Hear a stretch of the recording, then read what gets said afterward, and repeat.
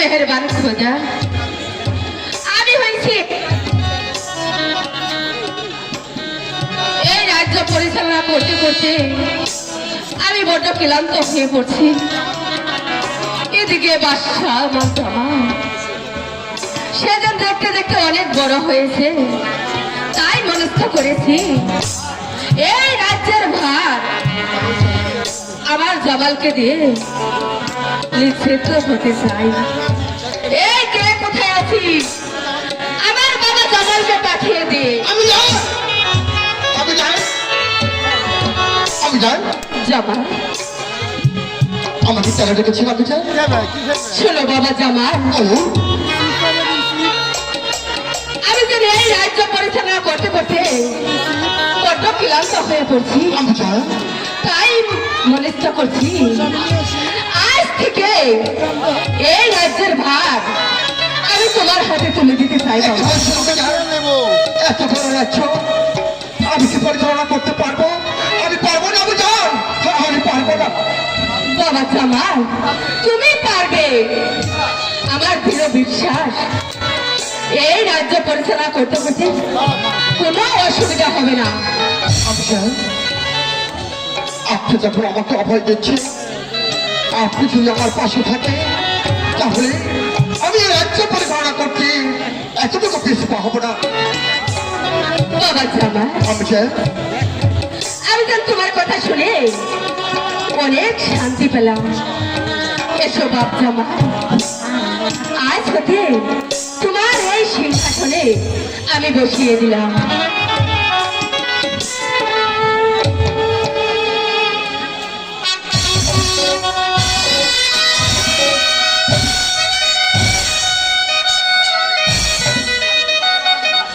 আরেকটি কথা বাবা জামাল, আমি যাই। এই রাজ্য তুমি সুস্থভাবে পরিচালনা করবে। আমি যাই। আপনি শুধু আমাকে দোয়া করবে। আমি যেন আপনার দোয়া মাথায় নিয়ে আমি প্রতিটি পূজার ঘরে ঘরে যেতে পারি, প্রতিটি পূজার সুখ দুঃখ আমি বুঝতে পারি, আর প্রতিটি পূজার যেন আমি হৃদয়ে স্থান দিতে পারি। তাই তো আমি চাই আপনি শুধু আমার পাশে থাকবে, আমার কোনো অসুবিধাই হবে না। বেশ বাবা জামাল, আমি সর্বক্ষণ তোমার পাশে আমি থাকবো। বেশ, তাহলে এবার আমি আসি। আমি যাই। ঠিক আছে বাবা জামাল, বিদায়। আমি যাই। বিদায়। বিদায়। বিদায়। মেহেরবান খোদা, আজ আমি আমার একমাত্র জামালকে এই রাজসিংহাসনে বসিয়ে আমি বড্ডই শান্তি পেলাম। কিন্তু দেখতে দেখতে আমার পুত্র জামাল অনেক বড় হয়েছে, সে বিবাহের যুক্ত হয়েছে। তাই আমি ওই আফসার গতকে দেখে, ভালো পাত্রী দেখে আমার পুত্র জামালকে বিয়ে করাতে চাই। এই কে কোথায় আছিস? আফসার আলী ঘটককে পাঠিয়ে দে। আল্লাহ বেগম আম্মা আমায় ডেকেছে। আমি হলাম গিয়ে আস্থার ঘটক। এই শিবনগরে আমার মতো ঘটক আর একটিও নেই।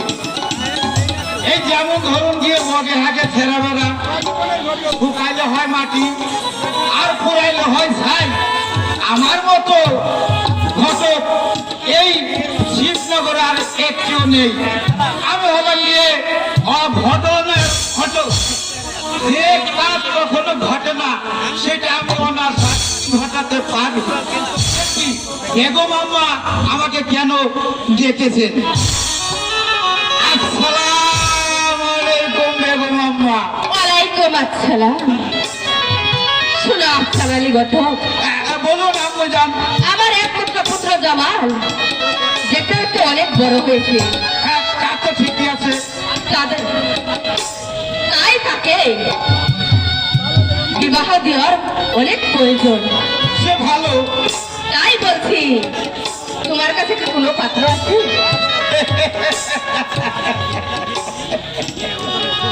আছে মানে আমি হলাম গিয়ে অঘটনের ঘটক। যে কাজ কখনো ঘটে না সেটা আমি অনায়াসেই ঘটাতে পারি। থাকবে না কেন বেগম আম্মা? আলবাত আছে। তাহলে তুমি দু একটা কন্যার নাম বলো। ঠিক আছে বেগম আম্মা, আমি তাহলে কয়েকটি নাম বলছি। আপনার যে নাম পছন্দ হয় সেটা আপনি বলবেন। এই ধরুন দিয়ে এই সরিনা মর্জিনা। হ্যাঁ, কাল ঘটক। এগুলো মেয়ে হলো। তোমাকে বলছি, বাল একটা সুন্দর পাত্রী দেখেও। আচ্ছা ঠিক আছে, তাহলে ধরুন এই সাবানা ববিতা আউরিনা ধরো, এগুলো একটি পাত্রী হলো। কেন পছন্দ হয় নাই? আমার পছন্দ হয় নাই, আরেকটি ভালো লাগবে। পছন্দ হয় নাই তাইলে তাহলে কি করা যায়, কি করা যায়? বেগম আম্মা, বলো পেয়েছি পেয়েছি। বলো বলো। ওই 26 সদাগরের একমাত্র কন্যা, নাম তার কমলা সুন্দরী। বাহ, অনেক সুন্দর। পছন্দ হয়েছে? হ্যাঁ, পছন্দ হয়েছে। বেগম আম্মা, তাহলে তো আর কোনো কথাই নেই। এখন আমি কি করতে পারি আমাকে বলুন। তাহলে শোনো, এই মুহূর্তে ওই চলে যাবে ওই শিবনগর, আর ওখানে গিয়ে আর কমলার সঙ্গে আর একমাত্র পুত্র জামালকে কাজ সম্বন্ধ করে তুমি চলে আসবে। বেশ, তাহলে বেগম আম্মা, তাহলে তাহলে আমি চলি। ঠিক আছে, তাইলে আর দেরি না করে আমি এক্ষণে ওই 26 সদাগরের বাড়িতে চললাম। বেগম আম্মা, আসি।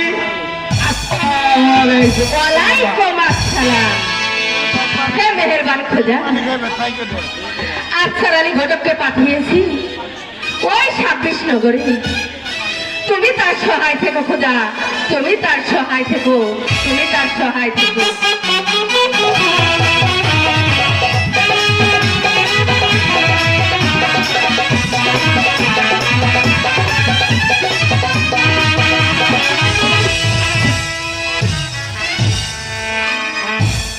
শিবনগরে ছিলেন বাচ্চা ওমর সুলতান। তিনি আমাকে অনেক স্নেহ করতেন, ভালোবাসতেন।